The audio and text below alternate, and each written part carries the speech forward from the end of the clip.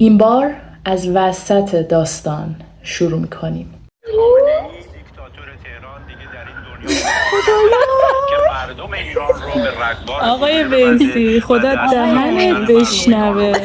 طبیعتاً این خبر بسیار بسیار خوشحال کننده‌ای مخصوصاً برای خانواده‌های سرافراز فرزندان ایران و جانفداهای میهن خواهد بود که من علی خیلی خامنه‌ای در پایم. من اصلا دیگه دلارا برام مهم نیست. کشته بریم. شدن بیش از 36,000 نفر. بچه ها این $2 رو خرج کنیم که قراره بشه 2000 تومن.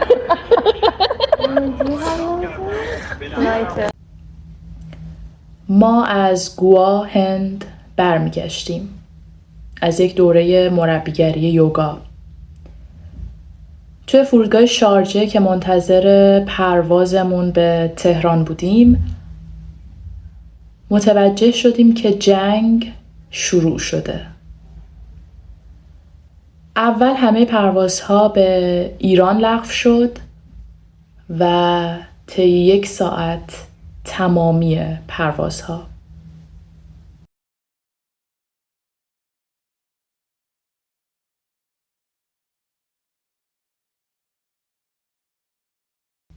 ماها پیش که خب هنوز خبری از جنگ نبود تصمیم گرفتم که دوره مربیگری یوگا ثبت نام بکنم که خب هند برگزار می شد و رفت تا رسید به 1 ماه قبل از شروع دوره و استارت اعتراضات از بازار و خب کم کم اعتراضات شکل انقلاب گرفت و از بازار رسید به کل کشور و بعد رسید به 2 شب 18 و 19 دی.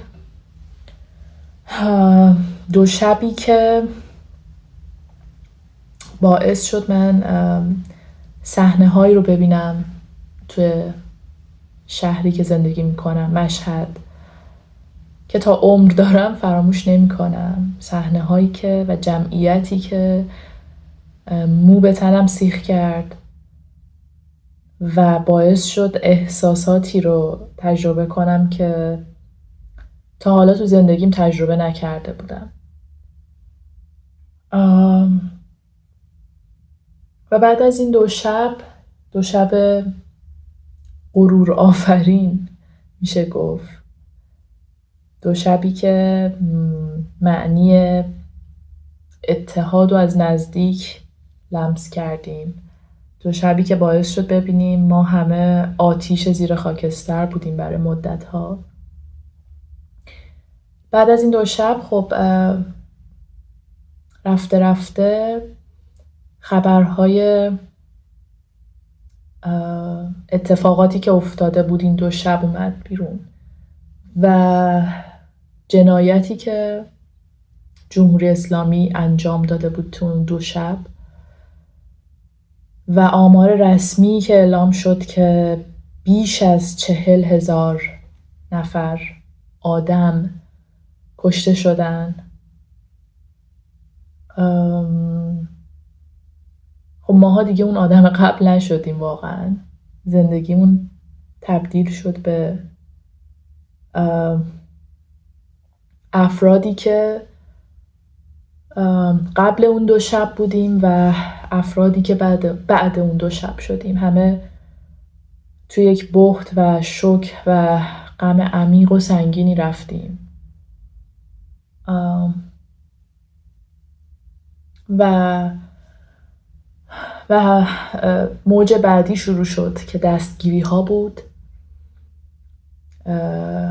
آدم های زیادی که بدون هیچ دلیلی دستگیر می شدن و خب من هم تو دایره آشناهای دور و نزدیکم افراد زیادی دستگیر شدن و همینطور به روز پرواز و روز شروع این دوره ما نزدیکتر می شدیم و من هیچ دلم نمیخواست که این سفر اتفاق بیفته تو این شرایط و دلم نمیخواست 1 ثانیه از خاک و آسمون ایران دور بشم. ولی متاسفانه به خاطر هزینه‌های زیادی که کرده بودم برای این دوره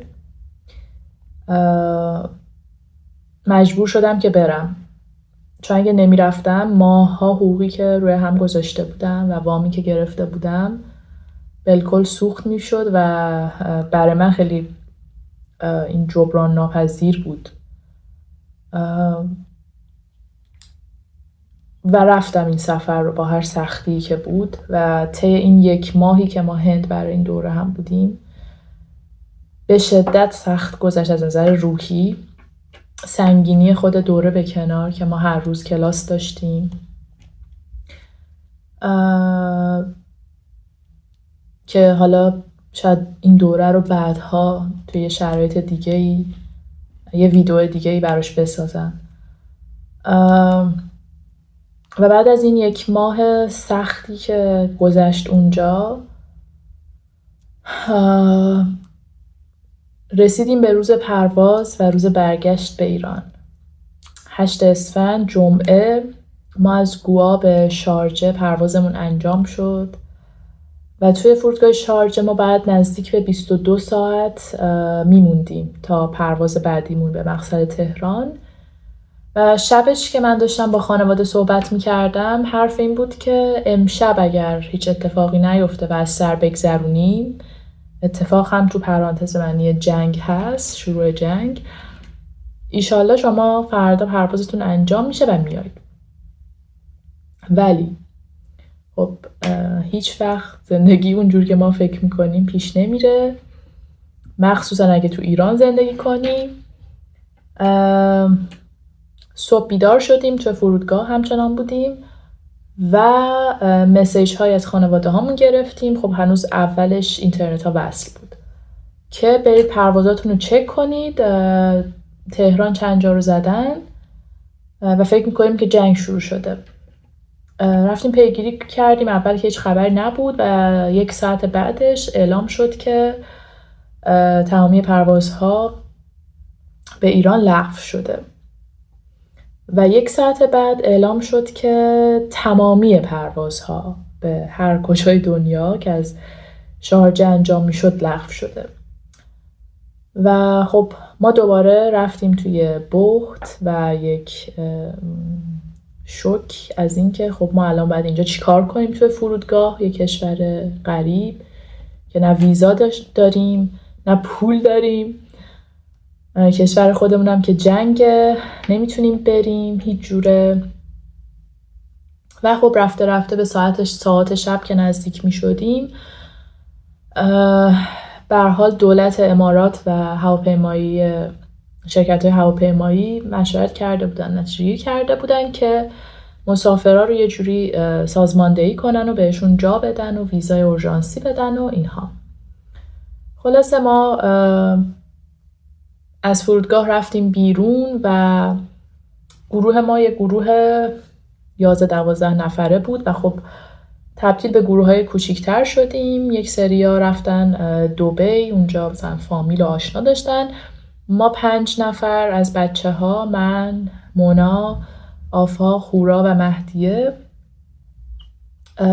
سوار اتوبوس شدیم که ما رو قرار بود ببره به یک هتلی که داشتن یک گروهی از مسافرها رو می‌بردن به اون هتل. هتل هم توی شارجه است و ما الان حدوداً جمعه، شنبه، یک شنبه، دوشنبه، سه شنبه، چهارشنبه، یه 5-6 روزه که داریم اینجوری زندگی میکنیم توی یک بلا تکلیفی،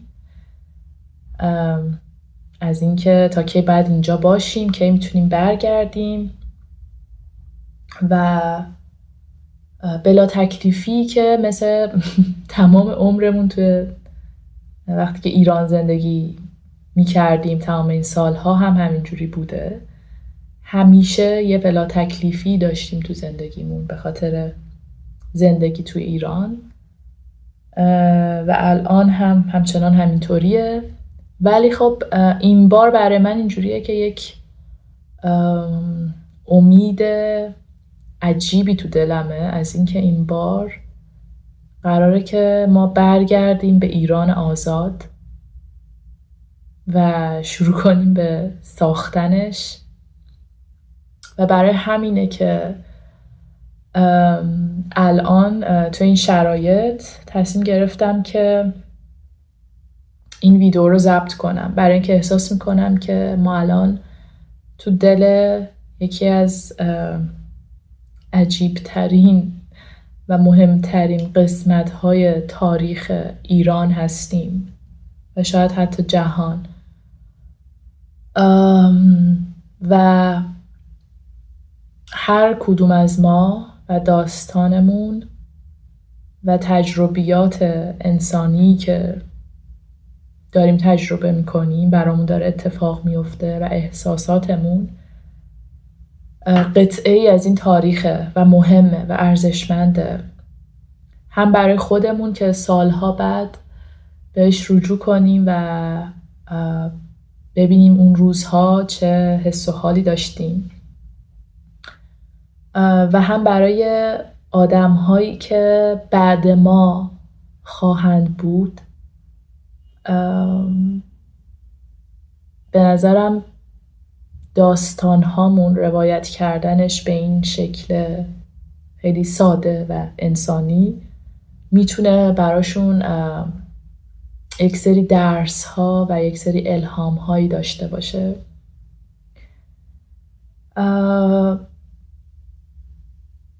و تو این ویدیو قراره بگیم از حس و حال هامون تو این روزها و تجربیاتی که داشتیم برای ثبت در تاریخ.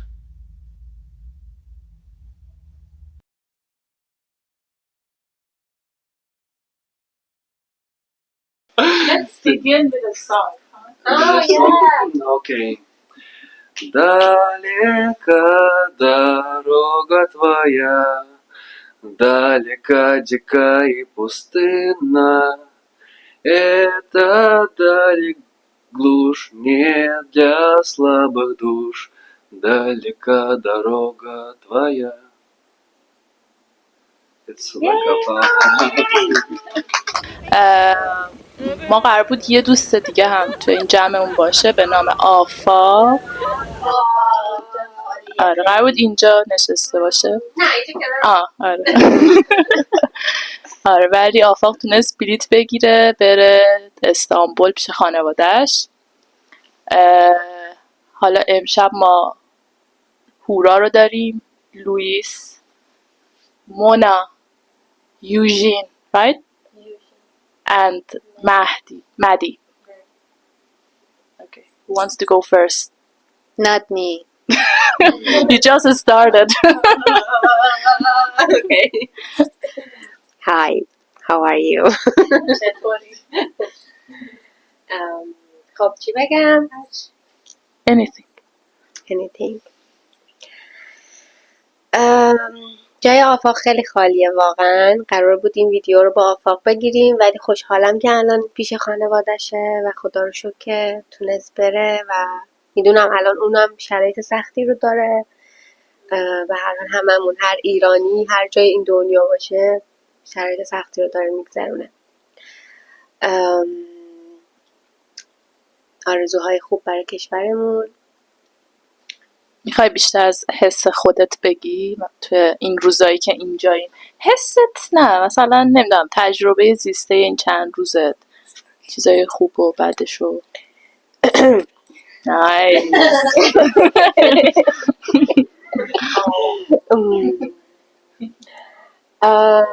من امشب یه کلاس یوگا رو ران کردم که شاید باورتون نشه بچه‌ها، بعد از اون دوره 300 ساعته و این چند 12 روزی که الان اینجاییم من خیلی استرس داشتم سر کلاسم، کلاسی که سالهاست دارم اجراش میکنم با حتی با شاگردای که ثابتن و اینجوری بودم که من الان کجام، من کیم، من چی کار میکردم قبل از این اتفاقات و انگار همه چی برام جدید بود. حس میکنم که دیگه اون آدم قبلی نیستم، حتی شغلم رو فراموش کرده بودم. وقتی رفتم روی مدیتیشن دادم و بچه ها شروع کردن انگار همه چی از اول بود. انگار اولین کلاس عمرمو داشتم ران میکردم. انقدر احساساتی بودم، انقدر استرس داشتم، انقدر همه چی نیو بود برام. و اونجا بود که فهمیدم که من پرم الان از احساسات مختلف، عین یک بچه که تازه متولد شده و داره یه دنیای جدید رو کشف میکنه. شاید آدمای جدید رو میبینه.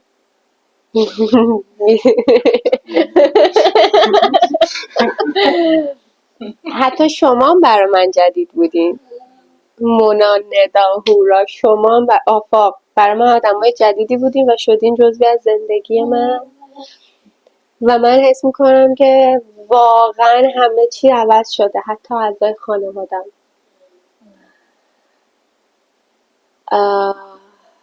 خونم عوض شده.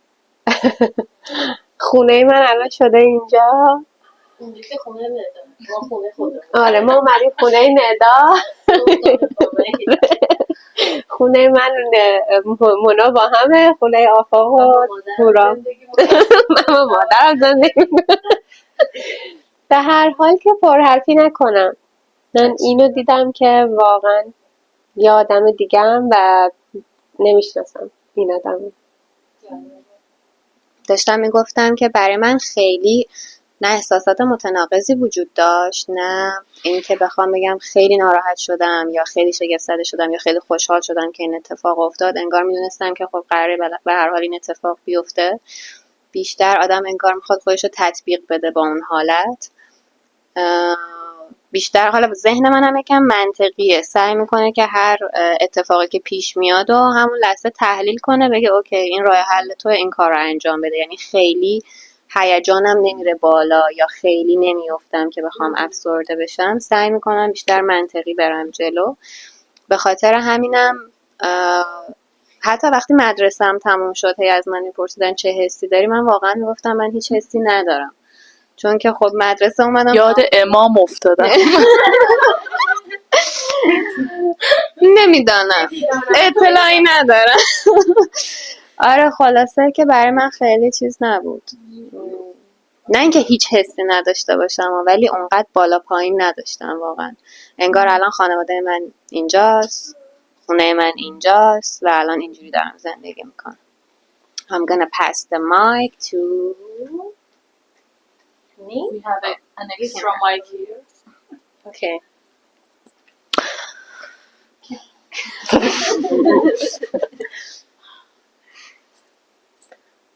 چقدر فکر کردم. Let's not look at her.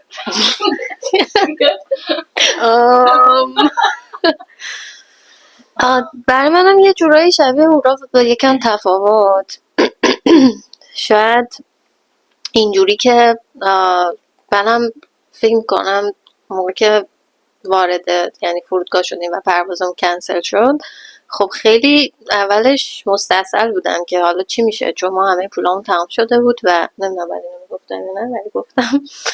خب خیلی استرس داشتیم و نمیدونستیم، یعنی حتی نمیدونستیم قرار به اون ویزا بدن یا نه، بعد الان از فرودگاه باید کجا بریم و این لحظه رو من میخوام یه تیکه پاوز کنم، یه ذره با جزئیات بگم که حالا بعدن اگه کسی میبینه حسش کنه. فکر کن که مثلا آخر سفرته و فکر میکنی که مثلا تا فردا شب توی خونه ای، بر همه پولاتو تموم میکنی، حتی آخرین ساندویچی که گرفتیم و یادم 30 درهم داشتیم. یه ساندویچ پیدا کردیم که 10 درهمی بود، یه دونه برای هورا، یه دونه برای ندا، یه دونه برای من و پولام تموم شد. فینیشت اند 1 ساعت بعد پرواز کنسل شد و اون نمیتونستیم بریم خونه توی کشور عربی گرون و مثلا فکر کردیم که حالا ویزا رو چیکار کنیم. حالا بعد به ما ویزای رایگان دادن، ولی اونجا تازه اول داستانای ما بود. بگم بچه ها سرشون سر نمیره. و اونجا خب ما یه گروه زیادی بودیم و ریاکشن های بچه ها نسبت به این قضیه جالب بود. یک، بعد از اینکه به ما ویزای رایگان دادن گفتن که قرار بریم توی هتل، ولی بازم ما خیالمون راحت نبود چون هیچ ایده‌ای نداشتیم که قرار اون هتل چه شکلی باشه. مثلا حالا چون هممون هم از ایران میایم و خیلی چیزامون کمه، توقعاتمون پایینه، مثلا فکر کردیم الان باید یه جای خیلی داغونی باشه ممکنه. و حتی مثلا در مورد وعده غذایی من داشتم فکر کردم که او حالا پول نداریم غذا اونجا گرونه، یه چیزای اینجوری. ولی خب اون گروهی که ما داشتیم خیلی با هم همدل بودیم و یادم یکی از بچه‌ها آفاق میخوام اینجا ازت یاد کنم که اونجا چقدر تاثیرگذار بودی، گفت من دارم خونه میگیرم، مثلا میتونین با من بیاین، بعدش حالا مثلا من همه از اینا رو میکنم، بعد شیر کنیم. و اینجور همراهی‌ها توی سر بزنگاه خیلی ارزشمنده، خیلی ما رو به هم نزدیک کرد. و ما 5 تایی اومدیم هتل. بعد اومدیم هتل دیدیم که صبحونه نهار شام بهمون میدن، خیلی حواسشون به ما هست و میدونی یه جوری احساس کردم که هر 5 تامون ما رها کردیم، یعنی خودمون رو سپردیم به جریان و فکرمون این بود که خب حالا برنامه بعدی چیه، حالا باید چیکار کنیم. یعنی به جای اینکه مستحصر باشیم یا بترسیم، بیشتر بترسیم یا بخوایم هی قور بزنیم نق بزنیم، خوشبختانه 5 تامون اینجوری بودیم که خب حالا الان با این مواجهیم، حالا باید بعدش چیکار کنیم، یه راه حلی. در نهایت الان بیشتر از 1 هفته است که ما اینجاییم، فکر کنم 10 روز شده نه؟ و بعد از 12 روز من مثل هورا مثل مدی واقعا اینو اصلا به چیز نمیگم که مثلا حرف قشنگ باشه، واقعا احساس کنم که یه فامیلی جدید دارم. مدی خیلی شبیه مامان منه و من انگار شب کنار مامانم دارم میخوابم. و خیلی باش نزدیک شدم. ندا که اصلا نگم براتون، اینجا اتاق خفن ندا شما نمیتونین اون پرده ماندالا رو ببینین، از هند آورده اینجا وصل کرده. هورا که خیلی خوشبخت بودم که هورا همراهم بود چون دختر خالمه، با هم اومده بودیم سفر. خب یه دونه از اعضای خانواده‌ام دارم، ما این خواهریم با هم دیگه. ولی واقعا شبایی که اینجا گذروندیم هیچ وقت فکرشو نمی‌کردیم که یه جوری بشه که ندونیم فردا چی میشه و هیچ پلنی نداشته باشیم و همه چی رو هوا باشه و اینقدر بتونیم تو لحظه زندگی کنیم و واقعا کیف کنیم. بعد اینقدر قشنگ کنار هم دیگه برنامه اونو داشته باشیم. میدونی چی میگم، خیلی مچ بودیم، خیلی میدونی تمام اون چیزی که ما گفتی که ما هندیم بودیم، فکر می‌کنم تمام اون چیزی که تو دوره 300 ساعت هممون گذروندیم چون چند روز ما اینجا تمرینش کردیم، زندگیش کردیم و شاید اندازه چند تا دوره ویپاسانا اون که برم تبت و برم وسط کوه‌ها و نمیدونم مدیتیشن کنم، به نظر من مثلا ما یه هفته اول هیچ لباسی نداشتیم، حتی لباس زیر نداشتیم، نمیدونم هیچی نداشتیم. مثلا من یه شلوار پام بود با یه تیشرت همین، و مثلا ندا اومد لباساشو به ما یه ذره قرض داد. بعد هر وقت گرمم میشد شلوارم در میوردم با اون تیشرته بودم. بعد خیلی هم خوششانس بودم، تیشرتم یه کش میومد بلندتر میشد، شبیه پیرن میشد برام. همه چی به نظرم هماهنگ بود. گرم سردم میشد شلوارام میپوشیدم. حالا بعد یه هفته لاگجامون اومد، یعنی میخوام بگم ما بدون لباس، بدون پول، نمیدونم بدون فامیلی، بدون برنامه، بدون فردا اینکه بدونیم فردا چی میشه، خیلی قشنگ زندگی کردیم به نظرم و ادامه داره. اصلا نگران نه اینکه نباشیم، نگران میشیم، نمیدونم همه چی میاد میره، احساسات در جریانه. و اولین بار تو زندگیم که احساس میکنم واقعا نیاز ندارم که بدونم فردا چی میشه. چون انگار یاد گرفتم که تو لحظه زندگی کنم. How do you feel getting stuck here with us? I think And because of our country and this. yeah. Yeah. This part, I think a final part for me here is one of the best parts of this stuck situation. But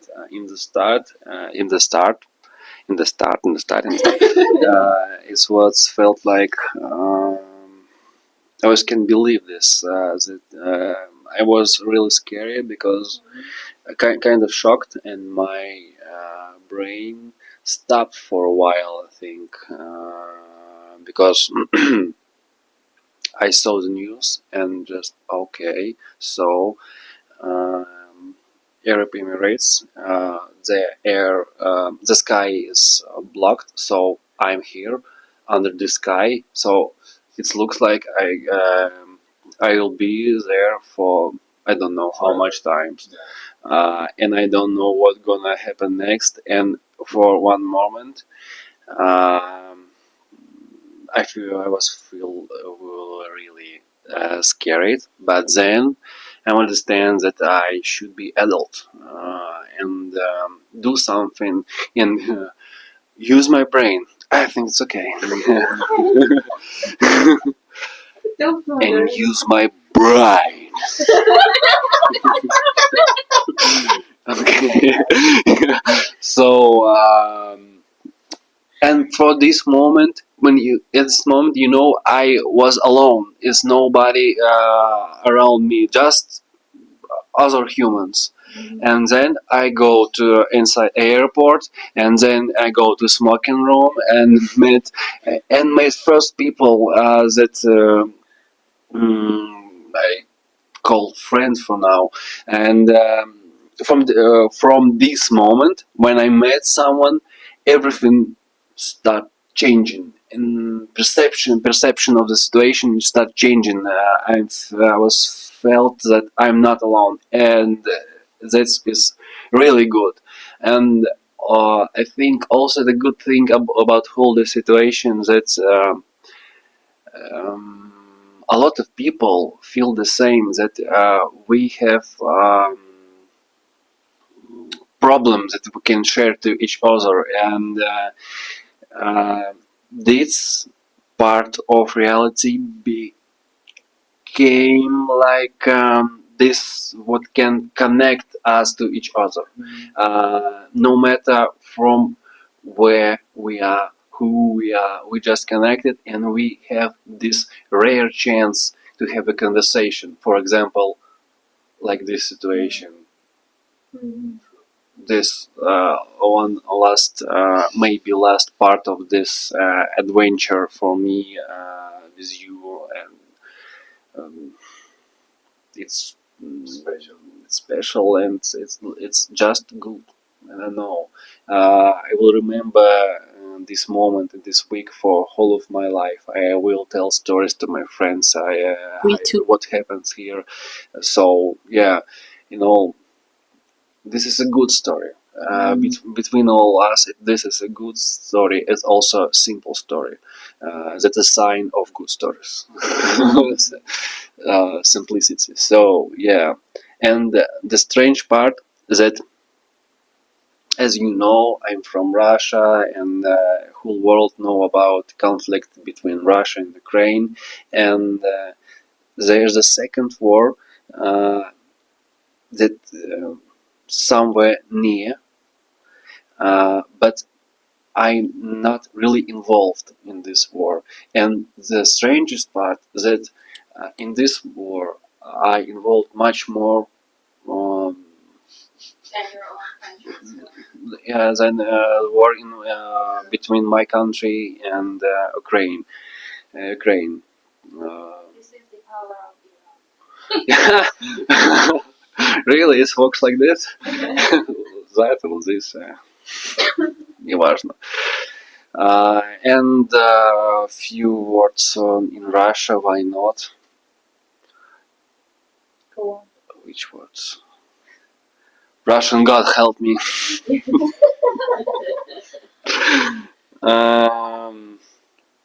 Привет всем, кто это смотрит. Здравствуйте. Я от всего сердца желаю этому миру добра и мира. Я думаю, что люди устали от того, что все эти безумные старики творят со всеми странами, которыми они управляют. Я желаю всем добрым людям добра, всем плохим людям стать добрыми. Вот. Пожалуй, на этом можно и закончить. So for this moment, I already forget what I say because I'm really tired, and maybe you can translate. with the Google Translator if you need. So thank you. Who wanna be next? Who wanna be next? Yeah, next. Thank you. Well, how to start? Well, I'm not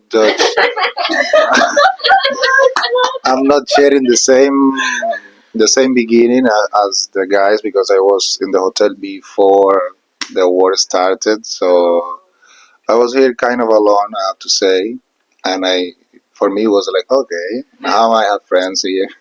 So it was yeah, really strange when I saw the news and all the people start to come and crazy. I was like, wow, this is really serious. But yeah, I don't feel scared or something because I was here before. So what I have to say is about this situation. I think it's that human realized, like, oh, we realized that like 20 years ago, maybe to have this kind of meeting, and it will be normal, something normal between people who just met 3 days ago. But today we really give more value because after the technology start and the people are not that connected nowadays, and yeah, now we see this like really big treasure of friendship, and yeah, because it's a really big thing, just as how empathy with other people that you don't even know, and yeah, I think it's really bad for the world, but at the same time we can have some good things like this. And I don't know, I'm expecting just the things to get better, and yeah, maybe one day we can see each other again. Probably not, but maybe we talk, maybe we share some messages, and it'll be great. Maybe we'll be get old and remember that moment, and who knows? Maybe mumkin. So yeah. Thank you.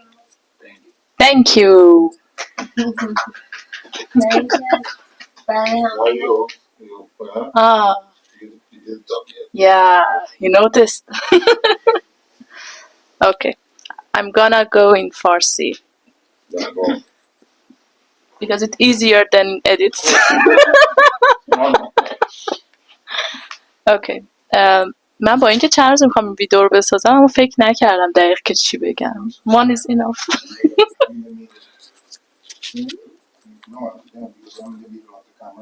Yeah, you see the middle of Luis. The middle of video.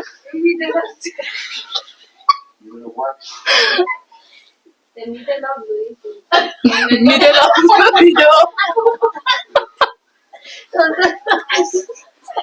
Middle of what? آره خیلی ولی فکر نکردم دقیق که چی میخوام بگم. همینطوری حالا دیگه هرچی دلی الان به ذهنم بیاد میگم. خلاصه که من با شرایطی که قبلش ما تو ایران همه داشتیم، اتفاقای اعتراضایی که شروع شد و همه اون داستانا و شرایطی که تو ایران بود و حال هممون خب بالانس نبود مثل همیشه، به غیر از اون من خودم تو زندگی شخصیم یه شرایط اصلا داغونی بود و با یه حال داغونی کلا این سفر هند و این دوره هر اومدم و بعدم دیگه فکر کردم خب میرم خونه دیگه، بعد حالا یه ماه هم معلوم نیست چقدر بخوایم اینجا باشیم، ولی همش دارم فکر میکنم که قضیه چیه که توی اون شرایطی که حالا من بودم، حالا هر کی شخصیش میکنه دیگه این شرایطو برای خودش، تو اون شرایطی که من بودم چرا مثلا بعد این اتفاقا میافتاد که سفر طولانی تر بشه و اصلا ما تو همچین شرایطی باشیم و یعنی درسش قرار برای من چی باشه و همش این روزا دارم به این فکر میکنم. و حالا یه چیزی که به ذهنم میاد اینه که احساس میکنم دارم یکم توی این شرایط یاد میگیرم که چطور صبورتر باشم در شرایطی که دست من نیست اوضاع. یعنی من نمیتونم کاری براش بکنم و باید بپذیرم و صرفاً زندگی کنم هر روز رو با تمام توانم به بهترین شکل. بشقابا رو خوب پر کنیم. آره آره داریم مثلا اینجا سعی میکنیم که اون زندگیه رو یه جورایی جریان بدیم. بگم که ندا انقدر خفن بود. ما فکر کردیم که مثلا 2 هفته دیگه عیده و سر میزای غذای ما در یه تزیین لوبیا و نخود خشک و اینا تو کیسه گذاشتن و ماش. بعد ما همجور تو راه بار داشتیم میمدیم گفتیم که وای اگه اینجا بمونیم واسه عید سفره هستیم خب وسیله هاشو نداریم. بعد ندای خفن برداشت از سر میز ماش خشک آورده، بعد بشقاب نداره. دفعه بعدش از اونجایی که غذا خوریم یه دونه بشقاب قرض گرفت و الان میخوام بهتون نشون بدم. اینو کاشته که میخوام جوونه زده برام سبزه درست کرده.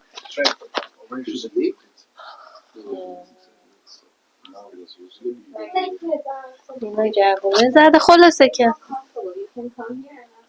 دیده شد؟ انشالله فکر کنم دیده شد و ماشاش جوونه زده هر روز اینا رو چیز که به هم فقط گفته بود که میخواد انجامش بده ولی الان ما اومدیم سورپرایز شدیم.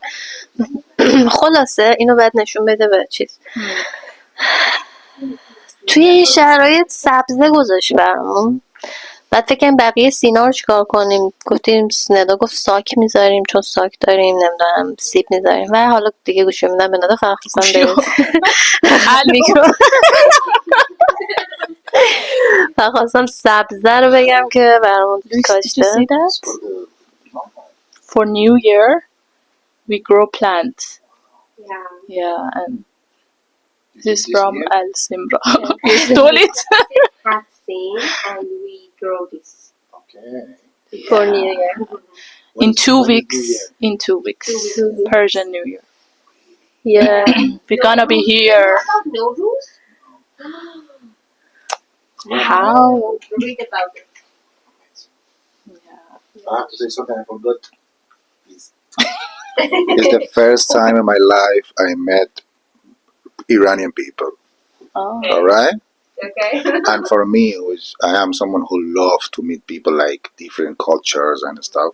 Oh, this is amazing. Of course, it's not amazing. I don't know. It's bad and it's good. But really, really first time. And I heard very good things about Iranians, or Persian people. They are very smart. And yeah, this is one of the signals. Thank you. Yeah. I don't know if you like the lion or something like that. You're the lion major. Lion? Yeah, we love. Yeah. So, yeah, I hope. I don't know, but I hope. Go on. Peace out. Wheat. Iranian wheat, please. Yeah. I hope it's red, guys. Okay, keep going ندا. آره دیگه خلاصه که با از اون شرایطی که اومدم توی این شرایطی که هستم یه درسایی برام داره دیگه. دیگه من رشته کلام پرید بچه چی میگفت؟ داشتی میگفتی که یاد گرفتی که چجوری هر لحظه با همه وجوده. آره دارم یاد میگیرم با بلا تکلیفی زندگی کنم و بلا تکلیفی میتونه یک عضوی از یعنی یه جزء خیلی معمولی از زندگی باشه و آدم میتونه خیلی نروس نشه مضطرب نشه در مواجهه باش دست و پاشو گم نکنه و سعی کنه راهشو پیدا کنه. That's it. Let's close the video. What do you have for outro? Do you have something else? Yeah. It's not important. No, it goes off. It's fine. What you want? It's black. I want money. How much? میخوای یه چکی کنی ندا؟ Bye. Take care. Water. Be ready for the water. نداره بزنی تو خیابون آن روشنایی